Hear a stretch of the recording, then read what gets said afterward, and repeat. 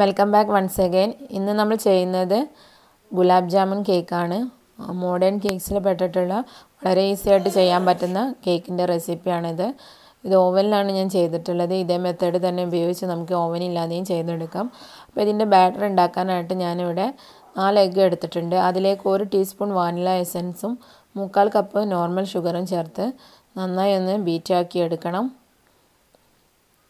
Beater ഉപയോഗിച്ചോ whisk ഉപയോഗിച്ചോ നിങ്ങൾക്ക് എഗ്ഗ് ബീറ്റാക്കി എടുക്കാവുന്നതാണ്.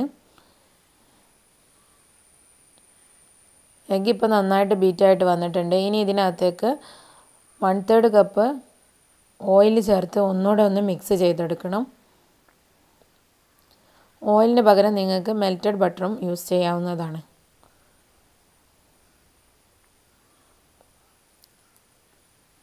ഇത് നന്നായി മിക്സായിട്ട് വന്നിട്ടുണ്ട്. ഇനി ഇതിലേക്ക് ഡ്രൈ ഇൻഗ്രീഡിയൻസ് അരിച്ച് ചേർത്ത് കൊടുക്കാം. 1 കപ്പ് മൈദയും 1 ടീസ്പൂൺ ബേക്കിംഗ് പൗഡറും 1/4 ടീസ്പൂൺ ബേക്കിംഗ് സോഡയാണ് ചേർത്തിട്ടുള്ളത്.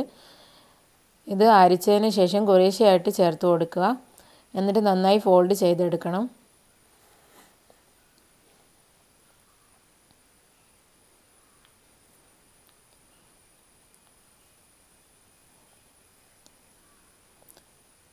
ഡ്രൈ ഇൻഗ്രീഡിയൻസ് മുഴുവനായിട്ടും ഞാൻ ചേർത്ത് കഴിഞ്ഞിട്ടുണ്ട്. ഇനി നമുക്ക് ഇതിലേക്ക് 2 മുതൽ 4 ടേബിൾ സ്പൂൺ വരെ റൂഹഫ്സയോ അതല്ലെങ്കിൽ റോസ് സിറപ്പോ ചേർത്ത് കൊടുക്കാവുന്നതാണ്. ഏതാണോ നിങ്ങൾക്ക് അവൈലബിൾ ആയിട്ടുള്ളത് അത് ചേർത്ത് കൊടുക്കാം.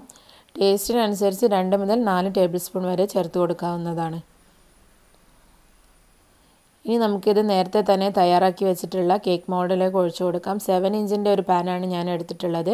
അത് ഗ്രീസ് ആൻഡ് ലൈൻ ചെയ്ത് വെച്ചതാണ്.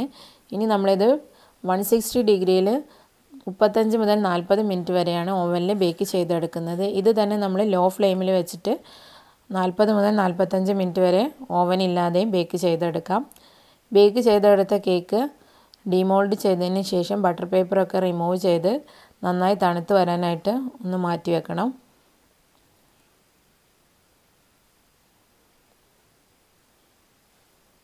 തണുത്തതിന് ശേഷം 3 ലെയറായിട്ട് കട്ട് ചെയ്തെടുക്കാം. ഇനി കേക്ക് ഫ്രോസ്റ്റിംഗ് ചെയ്യാനുള്ള ക്രീം റെഡിയാക്കി എടുക്കണം. 300 ഗ്രാം ക്രീമാണ് എടുത്തിട്ടുള്ളത്. 1 കപ്പും 2 ടേബിൾ സ്പൂണും വരും. അതിലേക്ക് 5 to 6 ഡ്രോപ്സ് പനിനീർ അല്ലെങ്കിൽ റോസ് വാട്ടർ ചേർത്ത് നന്നായി ബീറ്റാക്കി എടുക്കണം. എന്നിട്ടൊരു കളർ കിട്ടാൻ വേണ്ടിയിട്ട് ഞാനിവിടെ റെഡ് ഫുഡ് കളർ കൂടെ ചേർത്തിട്ടുണ്ട്. ഇത് ഓപ്ഷണലാണ്. നിങ്ങൾക്ക് വേണമെങ്കിൽ ഇതിന് പകരമായിട്ട് റോസ് സിറപ്പോ റൂഹഫ്സയോ ചേർക്കാം. ഇനി നമുക്ക് കേക്ക് അസംബിൾ ചെയ്യാം. ഫസ്റ്റ് ലെയർ വെച്ചിട്ടുണ്ട്. അത് ഗുലാബ് സിറപ്പ് വെച്ചിട്ട് തന്നെയാണ് വെറ്റ് ചെയ്തെടുത്തിട്ടുള്ളത്. ഗുലാബ് ജാമുനിൽ നമ്മൾ സോക്ക് ചെയ്യുന്ന സെയിം സിറപ്പ് അത് 3/4 കപ്പ് എടുത്തിട്ടുണ്ട് ഈ കേക്ക് മൊത്തമായിട്ട് സോക്ക് ചെയ്യാനായിട്ട്.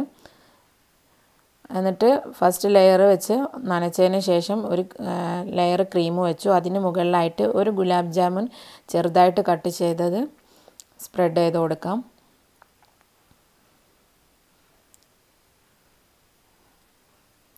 എന്നിട്ട് സെക്കൻഡ് ലെയർ വെച്ചിട്ട് സെയിം പ്രോസസ്സ് റിപ്പീറ്റ് ചെയ്യാം.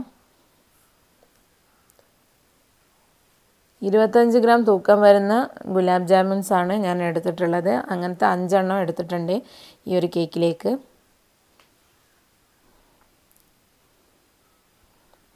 സെക്കൻഡ് ലെയർ റെഡിയാക്കിയതിന് ശേഷം ഫൈനൽ ലെയർ കൂടെ വെച്ച് കൊടുക്കാം. നന്നായി വെറ്റാക്കിയതിന് ശേഷം മുഴുവനായിട്ടും ഐസിങ് ചെയ്തെടുക്കാം.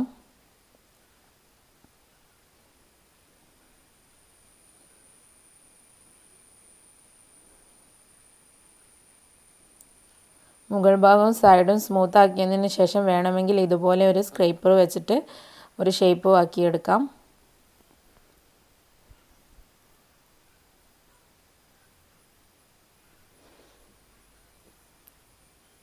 നിങ്ങൾക്ക് ഇഷ്ടമുള്ള രീതിയിൽ കേക്ക് ഡെക്കറേഷൻ ചെയ്തെടുക്കാവുന്നതാണ്.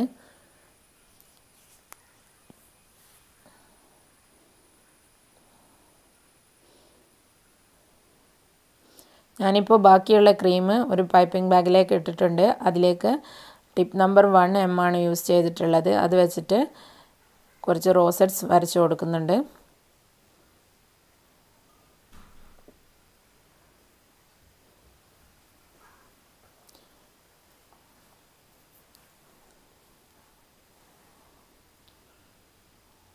റോസറ്റ്സിൻ്റെ ഗ്യാപ്പിലായിട്ട് ഒരു ഗുലാബ് ജാമുന് ഹാഫായിട്ട് കട്ട് ചെയ്തത് വെച്ച് കൊടുക്കുന്നുണ്ട്. ഇത്രയേ ഉള്ളൂ. ഇനി ഇതിൻ്റെ മുകളിലായിട്ട് 2 ടേബിൾ സ്പൂൺ റൂഹഫ്സ കൂടെ ഒഴിച്ച് കൊടുക്കുന്നുണ്ട്. ഇത് ഓപ്ഷണലാണ്, വേണമെങ്കിൽ യൂസ് ചെയ്യാം, അല്ലെങ്കിൽ സ്കിപ്പ് ചെയ്യാം. നിങ്ങൾക്ക് ഇഷ്ടമുള്ള രീതിയിൽ കേക്ക് ഡെക്കറേറ്റ് ചെയ്തെടുക്കാവുന്നതാണ്. റെസിപ്പി ഇഷ്ടമായെങ്കിൽ ഷെയർ ആൻഡ് ലൈക്ക് ചെയ്യാൻ മറക്കരുത്. ചാനൽ ഇതുവരെ സബ്സ്ക്രൈബ് ചെയ്യാത്ത ആരെങ്കിലും ഉണ്ടെങ്കിൽ പ്ലീസ് സബ്സ്ക്രൈബ്. മറ്റൊരു വീഡിയോയുമായിട്ട് മറ്റൊരു എപ്പിസോഡിൽ വീണ്ടും കാണാം. Thank you for watching.